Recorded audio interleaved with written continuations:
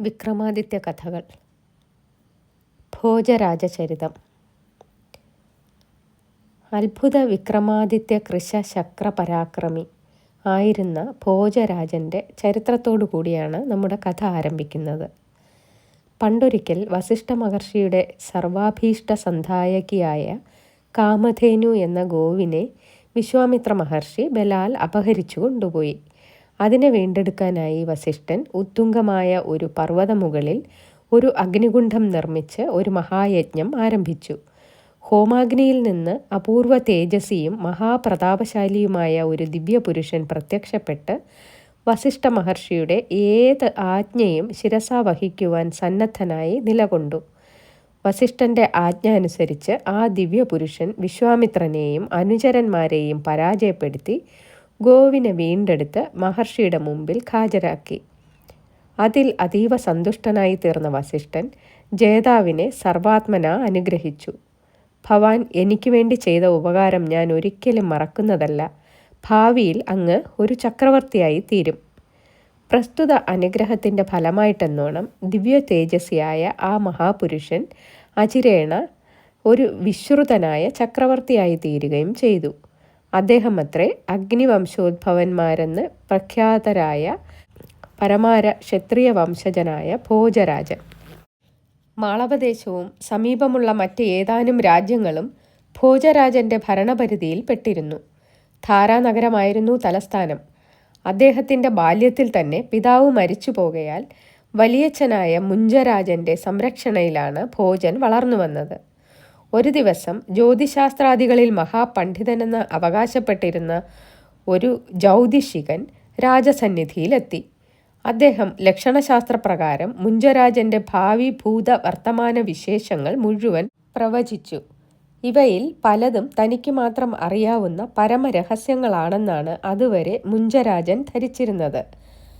ഇപ്രകാരമുള്ള യഥാർത്ഥ പ്രവചനത്തിൽ അതീവ സന്തുഷ്ടനും വിസ്മയാധീനനുമായി തീർന്ന മുഞ്ചരാജൻ ബാലനായിരുന്ന ഭോജനെ തൻ്റെ സവിധത്തിലേക്ക് ആനയിച്ച് കുമാരൻ്റെ കൂടെ ലക്ഷണങ്ങൾ പരിശോധിച്ച് ഫലപ്രവചനം നടത്തുവാൻ അപേക്ഷിച്ചു. അതീവ തേജസ്വിയായ ബാലൻ്റെ ദർശനമാത്രയിൽ തന്നെ ജ്യോതിഷി വിസ്മയസ്തബ്ധനായി. അദ്ദേഹം പറഞ്ഞു, അസാമാന്യമായ ദിവ്യഗുണങ്ങൾ ഉൾക്കൊള്ളുന്ന ഈ ബാലൻ കാലാന്തരത്തിൽ വിശ്വവിഖ്യാതനായ ഒരു ചക്രവർത്തിയായി തീരും. അതുവരെ ചാരിതാർത്ഥ്യം അലതല്ലിയിരുന്ന മുഞ്ചൻ്റെ മുഖഭാവം പെട്ടെന്ന് ഭീവത്സമായി രൂപാന്തരപ്പെട്ടു. ജ്യോതിഷികൻ്റെ പ്രവചനം സഫലമാകുന്ന പക്ഷം അത് തൻ്റെയും തൻ്റെ മക്കളുടെയും അധപ്പതനത്തിനോ നിർമൂലനാശത്തിനു തന്നെയോ ഹേതുവായി തീരുമല്ലോ എന്നായിരുന്നു അദ്ദേഹത്തിൻ്റെ ഭീതി. പക്ഷേ ഇതൊന്നും പുറമേ കാണിക്കാതെ അദ്ദേഹം ജ്യോതിഷികന് വിലപിടിപ്പുള്ള പല പാരിതോഷികങ്ങളും സമ്മാനിച്ചു സന്തുഷ്ടനാക്കി യാത്ര അയച്ചു. അദ്ദേഹത്തിൻ്റെ അനന്തര ചിന്തകൾ മുഴുവൻ ഭോജനിഗ്രഹത്തെപ്പറ്റിയായിരുന്നു. അദ്ദേഹം മന്ത്രിയെ അരികിൽ വിളിച്ച് ഇപ്രകാരം രഹസ്യമായി ആജ്ഞാപിച്ചു, അല്ലയോ വിശ്വസ്ത മന്ത്രി, നാം അതികരാളമായ ഒരു പരീക്ഷണത്തിൽ ഏർപ്പെട്ടിരിക്കുകയാണ്. ഘോര വിപത്തുകൾ നമ്മെ വലയം ചെയ്തിരിക്കുന്നു. പക്ഷേ അത് സാരമില്ല. അവയെ തരണം ചെയ്യുവാനുള്ള ഉപായങ്ങൾ ഈ മുഞ്ചരാജൻ്റെ പക്കലുണ്ട്. നിങ്ങൾ ഇന്ന് രാത്രി തന്നെ ഭോജരാജകുമാരനെ പരമരഹസ്യമായി നമ്മുടെ കാളീക്ഷേത്രത്തിൽ കൊണ്ടുപോയി കാളിക്ക് ബലി കൊടുക്കണം. നമ്മുടെ പ്രസ്തുത ആജ്ഞ നിങ്ങൾ നിർവഹിച്ചു എന്നതിന് മതിയായ തെളിവ് നൽകി നമ്മെ ബോധ്യപ്പെടുത്തുകയും വേണം. സകല ജനങ്ങളുടെയും കണ്ണിലുണ്ണിയായ രാജകുമാരനെ കാളിക്ക് ബലി കൊടുക്കുക. ഒരു അശനിപാതം എന്നോണം രാജാജ്ഞ മന്ത്രിയെ ഞെട്ടിപ്പിച്ചു. പക്ഷെ നിവൃത്തിയില്ല. ഇത് നിർവഹിച്ചില്ലെങ്കിൽ ശിരച്ഛേദമായിരിക്കും തൻ്റെ അടുത്ത അനുഭവം. ദേവീപ്രസാദമുണ്ടെങ്കിൽ തനിക്ക് കുമാരനെ രക്ഷിക്കുവാൻ സാധിക്കുമെന്നുള്ള ദൃഢവിശ്വാസത്തോടുകൂടി മന്ത്രി അന്ന് രാത്രി തന്നെ കുമാരനെയും കൂട്ടിക്കൊണ്ട് കാളിക്ഷേത്രത്തിലേക്ക് പുറപ്പെട്ടു. അദ്ദേഹം ഭക്തി പാരവശ്യത്തോടുകൂടി ദേവീ വിഗ്രഹത്തിന് മുന്നിൽ സാഷ്ടാംഗ പ്രണാമം ചെയ്ത് എഴുന്നേറ്റ ശേഷം ഉത്കടശോക നിർഭരമായി ഗദ്ഗദവാണിയിൽ കുമാരനെ അറിയിച്ചു, അരുമക്കുമാരൻ, അടിയനു മാപ്പ് നൽകിയാലും അങ്ങയെ ഇന്ന് രാത്രി കാളിക്ക് ബലി കൊടുക്കുവാൻ മഹാരാജാവ് തിരുമനസ്സുകൊണ്ട് അടിയനോട് കൽപ്പിച്ചിരിക്കുന്നു. അതിലേക്കാണ് അടിയൻ അങ്ങയെ ഇവിടേക്ക് കൂട്ടിക്കൊണ്ടുവന്നത്. ഭോജരാജകുമാരൻ അല്പനേരം ഒരു നിശ്ചല പ്രതിമ പോലെ നിലകൊണ്ടു. അനന്തരം തികച്ചും അക്ഷോഭ്യനായി അദ്ദേഹം പറഞ്ഞു, അങ്ങൊരു തരത്തിലും ഖേദിക്കരുത്. രാജാജ്ഞയാണ്, അത് നിർവഹിച്ചു തന്നെ തീരണം. ഇല്ല ഇല്ല, ഞാൻ ഒരിക്കലും ആ പൈശാചിക കൃത്യം നിർവഹിക്കുകയില്ല. എൻ്റെ ശിരസ് രാജകോപത്തിനിരയായി 1000 ഖണ്ഡങ്ങളായി പൊട്ടിത്തെറിച്ചാലും ശരി. ചതിയെ ചതി കൊണ്ട് അഭിമുഖീകരിക്കണമെന്നാണല്ലോ പ്രമാണം. അങ്ങൊരു കാര്യം ചെയ്യണം. അങ്ങയുടെ ശരീരത്തിൽ നിന്ന് ഏതാനും തുള്ളി രക്തം ഖഡ്ഗമുന കൊണ്ട് കുത്തിയെടുത്ത് എന്നെ ഏൽപ്പിക്കണം. അത് ഞാൻ രാജാവിൻ്റെ മുന്നിൽ ഹാജരാക്കി അങ്ങയെ വധിച്ചതായി അദ്ദേഹത്തെ ബോധ്യപ്പെടുത്തിക്കൊള്ളാം. ഈ ഉപദേശം കുമാരനും സ്വീകാര്യമായി തോന്നി. അതനുസരിച്ച് അദ്ദേഹം ഒരു മരപ്പട്ടയിൽ ഖഡ്ഗം കൊണ്ട് തൻ്റെ ശരീരത്തിൽ നിന്ന് കുറച്ച് രക്തമെടുത്ത് ഒരു പദ്യമെഴുതി മന്ത്രിയുടെ പക്കലേൽപ്പിച്ചു. ഐഹിക ജീവിതത്തിൻ്റെ നശ്വരതയെയും പാപപുണ്യങ്ങളുടെ അനന്തരഫലങ്ങളെയും പറ്റിയുള്ളതായിരുന്നു പദ്യം. പ്രസ്തുത രക്തലിപ്തമായ മരപ്പട്ട വാങ്ങി ഭദ്രമായി സൂക്ഷിച്ചു വെച്ച ശേഷം മന്ത്രി തുടർന്നു. ഇനി അങ്ങൊരു കാര്യം ചെയ്യണം. ഞാൻ അങ്ങയെ ഒരു നിഗൂഢ സ്ഥാനത്ത് രഹസ്യമായി സൂക്ഷിച്ചു കൊള്ളാം. ഒരു നിർദ്ദിഷ്ട കാലം വരെ അങ്ങനെ കഴിഞ്ഞാൽ മതി. രാജാജ്ഞ അനുസരിച്ച് ഞാൻ അങ്ങയെ വധിച്ചതായി അദ്ദേഹത്തെ ബോധ്യപ്പെടുത്തിക്കൊള്ളാം. എൻ്റെ മേൽപ്പറഞ്ഞ നിർദ്ദേശം അങ്ങ് കൈക്കൊള്ളണമെന്ന് ഞാൻ ഏറ്റവും വിനയപൂർവ്വം അപേക്ഷിക്കുന്നു. ഇപ്രകാരം നിർദ്ദേശിച്ചുകൊണ്ട് മന്ത്രി ഉത്കണ്ഠാകുലനായി നിലകൊണ്ടു. രാജകുമാരൻ കുറേ നേരം മൗനം അവലംബിച്ചു. അത് അനുവാദമായി സങ്കൽപ്പിച്ച മന്ത്രി സുരക്ഷിതമായ ഒരു രഹസ്യ സങ്കേതത്തിൽ രാജകുമാരനെ പാർപ്പിച്ച ശേഷം നേരെ കൊട്ടാരത്തിലെത്തി. മുഞ്ചരാജനെ ചോര പുരണ്ട വാൾ കാണിച്ച് തൃപ്തിപ്പെടുത്തി. കുമാരൻ കൊടുത്തയച്ചിരുന്ന പദ്യവും അദ്ദേഹത്തെ ഏൽപ്പിച്ചു. മുഞ്ചന് യാതൊരു സംശയവും തോന്നാത്ത വിധം ഭോജവധം അദ്ദേഹത്തെ വിശ്വസിപ്പിക്കാൻ തന്ത്രജ്ഞനായ മന്ത്രിക്ക് സാധിച്ചു. പക്ഷേ മരപ്പട്ടയിൽ രക്തലിപികളിൽ ആലേഖനം ചെയ്തിരുന്ന പദ്യത്തിൻ്റെ പൊരുൾ ജന്മനാ ഭീരുവായിരുന്ന അദ്ദേഹത്തെ സംഭ്രാന്ത മാനസനാക്കി. ഭോജന്റെ നിഗൂഢാശയം മുഴുവൻ മുഞ്ചന് വെളിപ്പെട്ടു.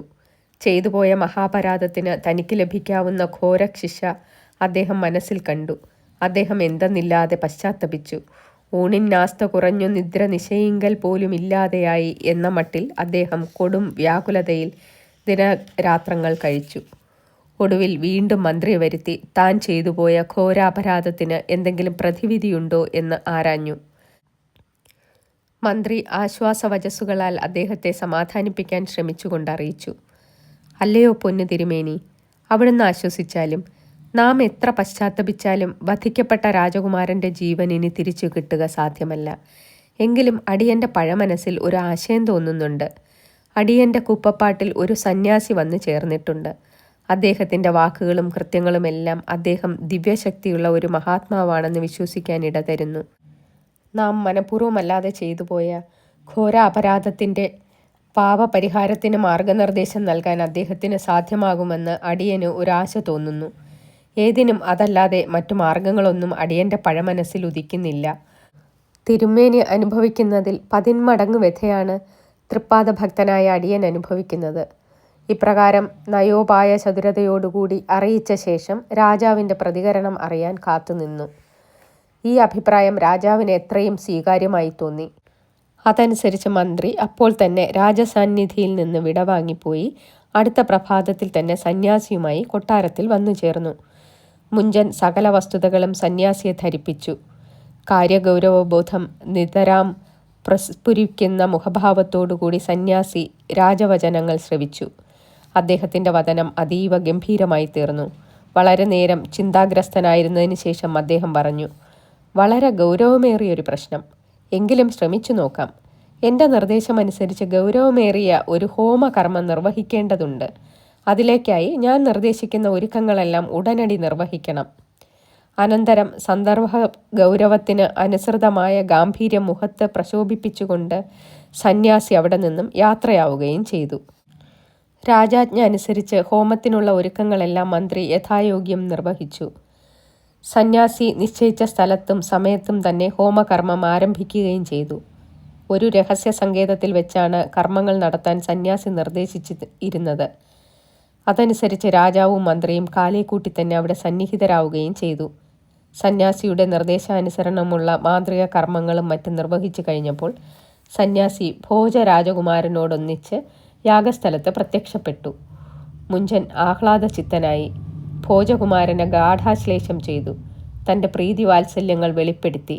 യാതൊരുവിധ സംശയങ്ങളും അദ്ദേഹത്തിന് മനസ്സിൽ ഉദിച്ചില്ല. പക്ഷേ യഥാർത്ഥത്തിൽ യാഗത്തിൻ്റെ സൂത്രധാരത്വം വഹിച്ചത് മന്ത്രിയും പ്രധാന കാർമ്മികത്വം വഹിച്ചത് സന്യാസവേഷധാരിണിയായ മന്ത്രിപത്നിയുമായിരുന്നു എന്ന വസ്തുത ആരറിയുന്നു? തുടർന്ന് അല്പദിവസങ്ങൾക്കുള്ളിൽ ഭോജരാജകുമാരൻ യുവരാജാവായി അഭിഷേകം ചെയ്യപ്പെടുകയും ചെയ്തു. മുഞ്ചൻ്റെ വിസ്മയകരമായ അഭിവൃദ്ധിയിലും ശക്തിയിലും അസൂയാലുവായിരുന്ന ത്രികലിംഗ രാജനായ തൈലപൻ അദ്ദേഹത്തെ കീഴടക്കുവാൻ പല ആക്രമണങ്ങളും നടത്തി. പക്ഷേ യുവാവായ ഭോജരാജൻ്റെ അമാനുഷികമായ ആയോധന വൈഭവത്താൽ അതെല്ലാം പരാജയപ്പെടുകയാണ് ചെയ്തത്. ഒടുവിൽ ഒരു ഗൂഢതന്ത്രം പ്രയോഗിച്ച് തൈലപൻ മുഞ്ചനെ തടവുകാരനായി അടച്ചു. അചിരേണ അദ്ദേഹം തടവിൽ കിടന്നു തന്നെ മരണമടയുകയും ചെയ്തു. ഈ വസ്തുത ഭോജരാജൻ്റെ ഹൃദയത്തിലെ രോഷാഗ്നി ജ്വലിപ്പിച്ചു. എന്തു വില കൊടുത്തും തൈലപനെ കീഴടക്കി പ്രതികാരം നിർവഹിക്കുന്നതാണെന്ന് അദ്ദേഹം ഉഗ്രശപഥം ചെയ്യുകയും ചെയ്തു. അതിലേക്ക് വേണ്ടി നാടിൻ്റെ നാനാഭാഗത്തു നിന്നും സൈന്യത്തെ ശേഖരിച്ച് അദ്ദേഹം ത്രികലിംഗ രാജ്യം ആക്രമിച്ചു. തുടർന്നുണ്ടായ ഘോര സമരത്തിൽ തൈലപൻ വധിക്കപ്പെടുകയും ഭോജരാജൻ ത്രികലിംഗ രാജ്യം പിടിച്ച് തൻ്റെ രാജ്യത്തോട് ചേർക്കുകയും ചെയ്തു. തുടർന്ന് ഭോജരാജൻ ഒരു ദിഗ്വിജയം തന്നെ നടത്തി.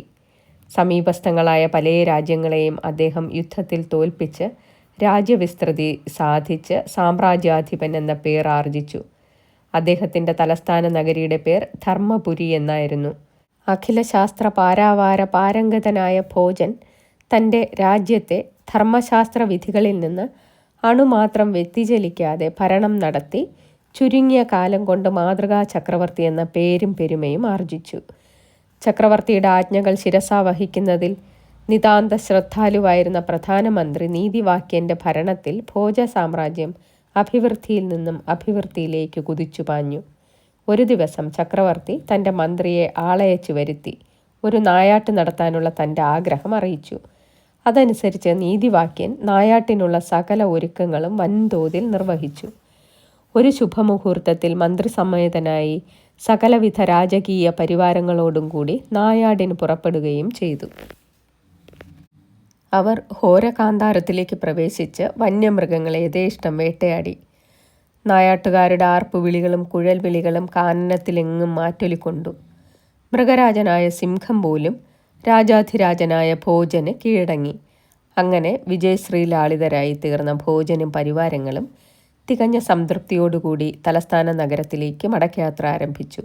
വഴിമധ്യേ അവർക്ക് ശരവണഭട്ടൻ എന്ന ഒരു ബ്രാഹ്മണൻ്റെ ചോളവയലുകൾ കടന്നു പോകേണ്ടിയിരുന്നു. ഭട്ടൻ വയലിൻ്റെ മധ്യത്തിലായി ഒരു ചട്ടക്കൂട്ടിന്മേൽ ഒരു ഏറിമാടം കെട്ടിപ്പടുത്ത് അതിലിരുന്നു കൊണ്ട് കാവൽ നിർവഹിക്കുകയായിരുന്നു. മൃഗയാഹേതുവായി ക്ഷീണിച്ച് തളർന്നു വരുന്ന രാജാവിനെയും പരിവാരങ്ങളെയും കണ്ട് ഭട്ടൻ അവരെ അരികിൽ വിളിച്ചിപ്രകാരം പറഞ്ഞു: നിങ്ങൾ അത്യന്തം ക്ഷീണിതരായി കാണപ്പെടുന്നല്ലോ.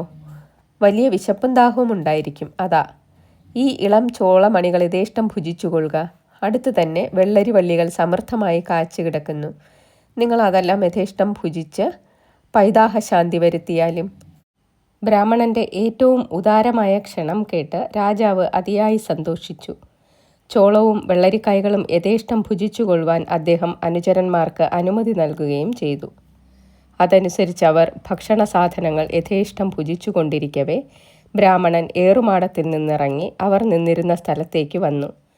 വയലിൽ ശല്യം ചെയ്തുകൊണ്ടിരിക്കുന്ന കാട്ടുപറവകളെ ഓടിക്കാൻ വേണ്ടി അത്യുച്ചത്തിൽ അലറിക്കൊണ്ട് അയാൾ ഭോജരാജൻ്റെ അനുചരന്മാരുടെ നേരെ തിരിഞ്ഞു. എന്തധികാരത്തിന്മേലാണ് നിങ്ങൾ എൻ്റെ വയലിൽ കടന്നു വന്ന് എൻ്റെ വെള്ളരിക്കായ്കളും ചോളമണികളും അപഹരിക്കുന്നത്? ഈ ധിക്കാരത്തിന് പകരം ചോദിക്കാൻ ആരുമില്ലെന്നോ? ഉഗ്രസ്വരത്തിലുള്ള ഈ കുറ്റാരോപണം നീതിനിഷ്ഠയിൽ അദ്വിതീയനായ രാജാവിനെ അത്യന്തം വേദനിപ്പിച്ചു. തൽക്ഷണം വയലിൽ നിന്ന് പുറത്തിറങ്ങാൻ അദ്ദേഹം തൻ്റെ അനുചരന്മാർക്ക് കൽപ്പന കൊടുക്കുകയും ചെയ്തു. ഈ വാക്കുകൾ കേട്ട ഉടൻ ബ്രാഹ്മണൻ തൻ്റെ ഏറുമാടത്തിലേക്ക് തിരിച്ചുപോയി. പൂർവ്വസ്ഥാനത്തിരുന്ന ഉടൻ അദ്ദേഹത്തിൻ്റെ സ്വരവും ഭാവവും മാറി. അദ്ദേഹം ഭോജനോട് ചോദിച്ചു: അല്ലയോ ബഹുമാന്യനായ പഥികൻ, അങ്ങ് എന്തുകൊണ്ടാണ് എൻ്റെ ചോളവും വെള്ളരിക്കായ്കളും ഭുജിക്കാത്തത്? അങ്ങയുടെ അനുചരന്മാരും വയലിൽ നിന്ന് ഇറങ്ങിപ്പോകാൻ ഭാവിക്കുന്നു. നിങ്ങൾക്ക് എൻ്റെ വിഭവങ്ങൾ ഹിതകരമായില്ലെന്ന് വരുമോ? ഈ വിചിത്രകരമായ വാക്കുകൾ കേട്ട ഭോജരാജൻ തൽക്ഷണം മന്ത്രിയായ നീതിവാക്യൻ്റെ നേർക്ക് തിരിഞ്ഞു. അല്ലയോ മന്ത്രി പുങ്കവ, ആ ബ്രാഹ്മണൻ ഏറുമാടത്തിലിരുന്നപ്പോഴും അവിടെ നിന്ന് ഇറങ്ങി വന്നപ്പോഴും നമ്മോട് പെരുമാറിയ രീതിയിലുള്ള അന്തരം നിങ്ങൾ ശ്രദ്ധിച്ചില്ലേ? ശ്രദ്ധിച്ചു പ്രഭോ, നീതിവാക്യൻ പ്രതിവചിച്ചു. ശരി, അതിനെപ്പറ്റി നിങ്ങളുടെ അഭിപ്രായം എന്താണ്? പ്രഭോ, അടിയനൊന്ന് ഊഹിക്കുന്നു. ആ ഏറുമാടത്തിൻ്റെ ചുവട്ടിലുള്ള ഭൂമിയിൽ എന്തോ അത്ഭുത രഹസ്യം അടങ്ങിയിരിക്കണം. അയാളുടെ മുഖഭാവത്തിൽ പെരുമാറ്റത്തിലുമുണ്ടായ അന്തരങ്ങൾക്ക് അടിയൻ മറ്റൊരു ഖേദവും കാണുന്നില്ല. നമുക്കും അങ്ങനെ തന്നെ തോന്നുന്നു. കുറേ സമയം ഗാഠചിന്തയിൽ ആമഗ്നനായിരുന്നതിന് ശേഷം രാജാവ് കൽപ്പിച്ചു. തിരുവുള്ളമുണ്ടായി അനുമതി നൽകുന്ന പക്ഷം അടിയൻ ആ സ്ഥലം കൂലങ്കക്ഷമായി പരിശോധിച്ച് ബ്രാഹ്മണന്റെ വിചിത്രതരമായ പെരുമാറ്റ ഭേദങ്ങൾക്കുള്ള ഹേതു കണ്ടുപിടിക്കാം. അല്ലയോ ബ്രാഹ്മണശ്രേഷ്ഠ, ഭട്ടനെ അരികിൽ വിളിച്ചുകൊണ്ട് രാജാവ് പറഞ്ഞു. നിങ്ങളുടെ വിളവുകൾക്ക് കേടുവരുത്തിയതിൽ ഞാൻ അതിയായി ഖേദിക്കുന്നു. അതിലേക്ക് ഉദാരമായ പരിഹാരം ചെയ്യുവാൻ ഞാൻ നിശ്ചയിച്ചിരിക്കുന്നു. നിങ്ങൾക്ക് എത്രയോ കൂടുതൽ ഫലഭൂയിഷ്ടമായ ഭൂമിയും മറ്റ് അമൂല്യമായ പാരിതോഷികങ്ങളും ഞാൻ നൽകുന്നതാണ്. പകരം ഈ വയൽ എനിക്ക് നൽകണമെന്ന് മാത്രം. എന്തു പറയുന്നു? ബ്രാഹ്മണൻ ഏറെ നേരം ഗാഠചിന്തയിൽ ആമഗ്നനായി നിലകൊണ്ടു. അനന്തരം പ്രാർത്ഥനയിലെന്നോണം അഞ്ജലിബദ്ധനായി നിലകൊണ്ട് അയാൾ പറഞ്ഞു. അല്ലയോ മഹാപ്രഭു, അങ്ങയുടെ അഭിലാഷം അതാണെങ്കിൽ ഞാൻ അതിന് തടസ്സം പറയുന്നില്ല. പ്രഥമ ദർശനത്തിൽ തന്നെ മാന്യനും സമ്പൂജ്യനെന്നും തോന്നിപ്പിക്കുന്ന അങ്ങയുടെ നിർദ്ദേശം സ്വീകരിക്കുന്നതിൽ എനിക്ക് സന്തോഷമേയുള്ളൂ. രാജാവ് ഉടൻ തന്നെ തൻ്റെ വാഗ്ദാന പ്രകാരമുള്ള വസ്തുവകകൾ ബ്രാഹ്മണന് നൽകാനുള്ള ഏർപ്പാടുകളെല്ലാം ചെയ്തു. പകരമായി ആ വിളയും പരിസരവും ഏറ്റുവാങ്ങാൻ മന്ത്രിയെ ചുമതലപ്പെടുത്തി. ബ്രാഹ്മണൻ താൻ പ്രതീക്ഷിച്ചതിൽ എത്രയോ കൂടുതൽ വസ്തുവകകളും അമൂല്യങ്ങളായ നിരവധി പാരിതോഷികങ്ങളും ഏറ്റുവാങ്ങി പരമസന്തുഷ്ടനായി മടങ്ങുകയും ചെയ്തു. പിന്നീട് ഒട്ടും താമസിച്ചില്ല. ബ്രാഹ്മണന്റെ വിള നിന്നിരുന്ന സ്ഥലം മുഴുവൻ കിളച്ചു മറിക്കുവാൻ രാജാവ് കൽപ്പന കൊടുത്തു. ഈ ജോലി വളരെ ദിവസം നീണ്ടുനിന്നു. അങ്ങനെ ഭൂമിയുടെ അന്തർഭാഗങ്ങൾ പരിശോധിച്ചു ചെന്നപ്പോൾ ഒരു ദിവസം ഖനന ജോലിക്കാരുടെ കുന്താലി ഉറപ്പേറിയ ഒരു ലോക ചട്ടക്കൂട്ടിൽ ചെന്ന് തട്ടി നിശ്ചലമായി നിന്നു. രാജാവിൻ്റെ നിർദ്ദേശമനുസരിച്ച് അവർ പ്രസ്തുത ചട്ടക്കൂട്ടിന് ചുറ്റുമുള്ള മണ്ണ് ശ്രദ്ധാപൂർവം വെട്ടിമാറ്റി. എന്തത്ഭുതം! സ്വർണം പൂശിയതും നവരത്നഖചിതവുമായ ഒരു ഗംഭീര സിംഹാസനം. കാലപ്പഴക്കം കൊണ്ട് അതിൻ്റെ തിളക്കം മന്ദീഭവിച്ചിരുന്നെങ്കിലും അതുകൊണ്ട് അതിൻ്റെ അഭൗമമായ ഗാംഭീര്യത്തിനും ശില്പകലാവൈശിഷ്ട്യത്തിനും യാതൊരു കോട്ടവും സംഭവിച്ചിരുന്നില്ല. അതിൻ്റെ 32 സോപാന പടികളിൽ ഓരോന്നിനും പ്രഥമ ദൃഷ്ടിയിൽ സജീവമെന്ന് തോന്നുന്ന സ്ത്രീരൂപിണിയായ ഓരോ സാലഭഞ്ചിക അഥവാ മരപ്പാവ കാവൽ നിന്നിരുന്നു. അവയുടെ നിർമ്മാണത്തിൽ പ്രകടമായിരുന്ന ശില്പകലാ വൈദഗ്ധ്യം രാജാവിനെ ഖടാൽ ആകർഷിച്ചു. അത് തേച്ചു മിനുക്കുവാൻ ഉടൻ തന്നെ ശില്പികളെ ഏർപ്പെടുത്തി. വേണ്ടവിധം മിനുക്കിയപ്പോൾ അതിൻ്റെ തിളക്കം മൂലമായി നാനാ ദിഗന്ധങ്ങളും ഉജ്ജ്വല പ്രഭയായി ചമഞ്ഞു. അനന്തരം അതിനെ തൻ്റെ രാജധാനിയിലേക്ക് കൊണ്ടുപോവുകയും ചെയ്തു. തൻ്റെ പ്രതാപത്തിനും പ്രൗഢിക്കും ഏറ്റവും അനുയോജ്യമെന്ന് കാണപ്പെട്ട ആ സിംഹാസനം തൻ്റെ ആസ്ഥാന മണ്ഡപത്തിൽ മാന്യസ്ഥാനത്ത് സ്ഥാപിക്കുവാൻ അദ്ദേഹം ഉടനടി ഏർപ്പാട് ചെയ്തു. അതിൽ ആരോഹണം ചെയ്യുന്നതിന് ജ്യോതിഷികന്മാരും വേദപണ്ഡിതന്മാരും ചർച്ച നടത്തി നിശ്ചയിച്ച മംഗളമുഹൂർത്തം സമാഗതമായി. ഭോജരാജൻ സിംഹാസനാരോഹണം ചെയ്യുവാനായി ഒരുക്കമായി. രാജധാനി മുഴുവൻ മംഗളവാദ്യങ്ങളും ആചാരവെടികളും മുഴങ്ങി. രാജധാനി ഒരു മഹോത്സവത്തിൻ്റെ പ്രതീതി ഉളവാക്കി. സൈനികർ വർണ്ണോജ്വലമായ വേഷഭൂഷകൾ അണിഞ്ഞ് മാർച്ച് ചെയ്തു. സാമ്രാജ്യാധിപന് ഉചിതമായ വേഷഭൂഷകൾ അണിഞ്ഞ് ഉടവാളുമേന്തി ഭോജൻ സിംഹാസനാരോഹണം ചെയ്യുവാൻ ശുഭമുഹൂർത്തത്തിൽ വൈദിക ശിരോമണികളുടെ അകമ്പടിയോടുകൂടി മുമ്പോട്ട് വന്നു. അദ്ദേഹം തൻ്റെ വലതുകാൽ പൊക്കി സിംഹാസനത്തിൻ്റെ ആദ്യ പടിയിൽ വയ്ക്കുമ്പോൾ തത്സമയം സോപാനത്തിൽ നിന്നിരുന്ന 32 സാലഭഞ്ചികകളും ഏകസ്വരത്തിൽ പൊട്ടിച്ചിരിച്ചു. കേവലം പാവകളെന്ന് കരുതപ്പെട്ടിരുന്ന ആ പ്രതിമകൾ മനുഷ്യോചിതമായ സ്വരത്തിലും പരിഹാസരൂപത്തിലും പൊട്ടിച്ചിരിക്കുന്നത് കണ്ടപ്പോൾ രാജാവിനും പരിജനങ്ങൾക്കും ഉണ്ടായ വിസ്മയവും സംഭ്രമവും പറയാവതല്ല. അവർ ഏറെ നേരം അത്ഭുതസ്ഥിമിതരായി സ്തംഭിച്ചു നിന്നുപോയി. ഇപ്രകാരമുള്ള വിഭ്രാന്തി ഒട്ടു ശമിച്ചപ്പോൾ ഇതിൽ പരമനിഗൂഢമായ എന്തോ രഹസ്യമുണ്ടായിരിക്കണമെന്ന് ധരിച്ച ഭോജരാജൻ ആ പ്രതിമകളെ അഭിമുഖീകരിച്ച് ബഹുമാനപൂർവ്വം ചോദിച്ചു. അല്ലയോ സാലഭഞ്ചികകളെ, നിങ്ങൾ ആരാണ്? മനുഷ്യസ്ത്രീകളോ അതോ ദേവസ്ത്രീകളോ, അഥവാ ഏതോ ദിവ്യശക്തിയിൽ മനുഷ്യസ്ത്രീകളുടെ ആകാരം പൂണ്ട കേവലം മരപ്പാവകൾ തന്നെയോ? എനിക്കൊന്നും മനസ്സിലാകുന്നില്ലല്ലോ. ഞാൻ സിംഹാസനത്തിൽ കാലുകുത്താൻ തുനിഞ്ഞപ്പോൾ നിങ്ങൾ പരിഹാസരൂപത്തിൽ എന്നെ നോക്കി ചിരിക്കാൻ കാരണമെന്ത്? ദയവ് ചെയ്ത് നിങ്ങളുടെ യാഥാർത്ഥ്യം വിശദീകരിച്ച് എൻ്റെ ഉത്കണ്ഠ ശമിപ്പിച്ചാലും. ആദ്യത്തെ സോപാനപ്പടിയിൽ നിന്നിരുന്ന വിനോദരഞ്ജിത വല്ലി എന്ന സാലഭഞ്ജിക ഇപ്രകാരം പറഞ്ഞു: അല്ലയോ ഭോജരാജൻ, എൻ്റെ വാക്കുകൾ അവിടുന്ന് സശ്രദ്ധം ശ്രവിച്ചാലും ഈ സിംഹാസനം ആരോഹണം ചെയ്യാൻ തുടങ്ങിയപ്പോൾ തടഞ്ഞു നിർത്തിയതിന് അങ്ങ് ഞങ്ങളോട് ആജീവനാന്തം കടപ്പെട്ടിരിക്കുന്നു. നേരെ മറിച്ച് അങ്ങ് ആ സാഹസത്തിന് തുനിഞ്ഞപ്പോൾ ഞങ്ങൾ നിശ്ചലരായി നിലകൊണ്ടിരുന്നെങ്കിൽ ഇതിനകം അങ്ങയുടെ ശിരസ് 100 ഖണ്ഡങ്ങളായി ചിതറുമായിരുന്നു. എന്തെന്നാൽ അങ്ങയുടെ സംരംഭത്തിൻ്റെ മാരകമായ സാഹസികതയെപ്പറ്റി അങ്ങ് ഒരു നിമിഷം ചിന്തിച്ചതേയില്ല. അതിലേക്ക് അങ്ങയ്ക്ക് എന്ത് അർഹതയാണുള്ളതെന്ന് സ്വയം ചോദിച്ച് തെറ്റുതിരുത്താൻ ശ്രമിച്ചില്ല. അങ്ങ് രാജാവായിരിക്കാം, രാജാധിരാജനുമായിരിക്കാം. കടലിലെ തിരകളോട് നിശ്ചലമായി നിൽക്കാൻ ആജ്ഞാപിക്കാനും പർവ്വതങ്ങൾക്ക് സ്ഥാനഭ്രംശം വരുത്താനും അങ്ങേക്ക് അധികാരവും കഴിവുമുണ്ടെന്ന് അഹങ്കരിച്ചേക്കാം. പക്ഷേ അങ്ങേക്ക് തെറ്റിപ്പോയി. ഈ സിംഹാസനത്തിൻ്റെ അത്ഭുത രഹസ്യം ഞാൻ അങ്ങയെ അറിയിക്കുന്നുണ്ട്. ഞങ്ങൾ അങ്ങ് ധരിക്കുന്നത് പോലെ വെറും മരപ്പാവകളല്ല, ദേവാംശമായ ഒരു തരം അപ്സരസുകളാണ്. ദിവ്യമായ സിദ്ധികൾ ആർജിച്ചിട്ടുള്ള ഞങ്ങൾക്ക് വിശപ്പോ ദാഹമോ ഉണ്ടാകുന്നതല്ല. നിത്യയൗവനം ഞങ്ങളെ അനുഗ്രഹിച്ചിരിക്കുന്നു. ഈ സിംഹാസനം ദേവനിർമ്മിതമാണ്. കേവലം നരന്മാർക്ക്, അവർ എത്രയ്ക്ക് പ്രതാപശാലികളായിരുന്നാലും, അതിൽ കാലെടുത്ത് കുത്താൻ അവകാശമില്ല. ദൈവികമായ സിദ്ധിവിശേഷങ്ങളുള്ളവർക്ക് മാത്രമേ അത് സ്പർശിക്കുവാൻ പോലും അർഹതയുള്ളൂ. സിംഹാസനത്തിൻ്റെ ദിവ്യമായ ശക്തിവിശേഷത്തെപ്പറ്റി യാതൊന്നും അറിയാതെ അഗ്നിപ്രഭ കണ്ട് അതിൽ ചാടി വെന്തു മരിക്കാൻ തുനിയുന്ന ഈയലിനെ പോലെയുള്ള തുച്ഛ നരകീടങ്ങളെ ആ സാഹസിക കൃത്യത്തിൽ നിന്ന് വിലക്കുവാൻ നിയുക്തരാണ് ഞങ്ങൾ. ഇനിയെങ്കിലും അങ്ങ് സ്വയം നാശം കൈവരുത്തരുതെന്ന് ഞങ്ങൾ ഉപദേശിക്കുന്നു. നിങ്ങളുടെ സമയോചിതമായ ഉപദേശത്തിന് എൻ്റെ ഹൃദയംഗമമായ നന്ദി. ഞാനൊന്ന് ചോദിക്കട്ടെ, ഇത്ര വിശിഷ്ടവും ദിവ്യവുമായ ഈ സിംഹാസനത്തിൻ്റെ അത്ഭുതരഹസ്യം എന്നെ അറിയിക്കുവാൻ ദയ ഉണ്ടാകുമോ? ഈ സിംഹാസനത്തിൽ ആരാണ് വാണരുളിയിരുന്നത്? അദ്ദേഹത്തിൻ്റെ വിശിഷ്ട അപദാനങ്ങൾ എന്തെല്ലാം? ഈ വസ്തുതകൾ വിശദമായി എന്നെ അറിയിക്കുവാൻ ദയയുണ്ടാകണം. അറിയിക്കുന്നുണ്ട്. അതുല്യ പ്രതാപശാലിയും മഹാധർമ്മിഷ്ഠനും നീതിനിരതനും യുദ്ധത്തിൽ അജയനും നാനാദിഗന്ധങ്ങളിലും വ്യാപിച്ച യശോധവളിമയ്ക്ക് ഉടമയുമായ വിക്രമാദിത്യ ചക്രവർത്തിയാണ് ഈ സിംഹാസനത്തിൽ വിരാജിച്ചരുളിയിരുന്നത്. വേദശാസ്ത്ര പാരാവാര പാരംഗതനായ അദ്ദേഹത്തിന് തുല്യനായി ഒരു ചക്രവർത്തിയും 56 രാജ്യങ്ങളിലും ഉണ്ടായിട്ടില്ല. അഥവാ 56 രാജ്യങ്ങളിലെ രാജാക്കന്മാരും അദ്ദേഹത്തിൻ്റെ സാമന്തന്മാരായിരുന്നു. ഇങ്ങനെ 2000 വർഷം രാജ്യഭരണം നടത്തി അദ്ദേഹം ഭൂലോകത്തിൻ്റെ ദേവേന്ദ്രൻ എന്ന ബഹുമതി പട്ടം ആർജിച്ചു. അതാണ് സാക്ഷാൽ വിക്രമാദിത്യൻ. അങ്ങ് അദ്ദേഹത്തിൻ്റെ 1000-ലൊരംശം ബുദ്ധിമാനോ പ്രതാപശാലിയോ ആണെന്ന് വ്യാമോഹിക്കുന്നുണ്ടോ?